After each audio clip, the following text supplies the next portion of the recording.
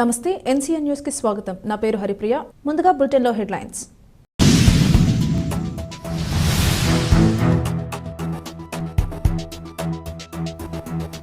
రాజమహేంద్రవరంలో 78వ south zone inter state badminton championship ప్రారంభం.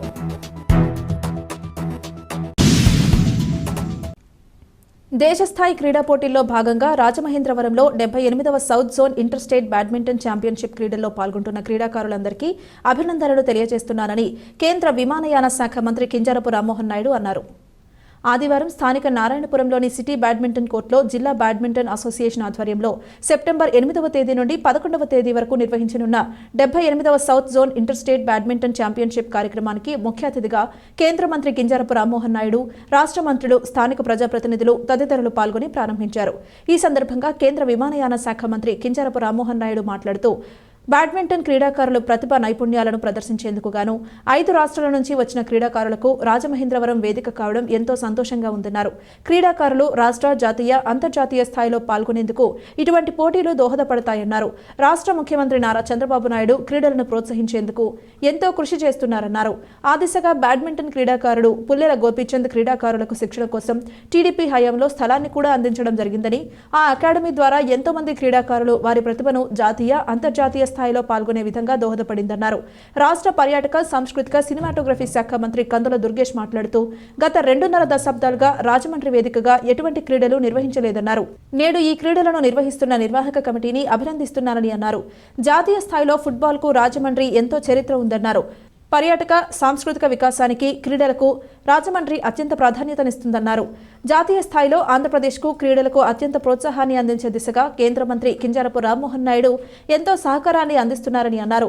రాష్ట్ర క్రీడలు, రవాణా శాఖ మంత్రి మండిపల్లి రాంప్రసాద్ రెడ్డి మాట్లాడుతూ దక్షిణ భారతదేశంలో ఉన్న క్రీడాకారులందరినీ రాజమహేంద్రవరం వేదికగా బ్యాడ్మింటన్ క్రీడలు నిర్వహించడం చాలా అభినందనీయమన్నారు.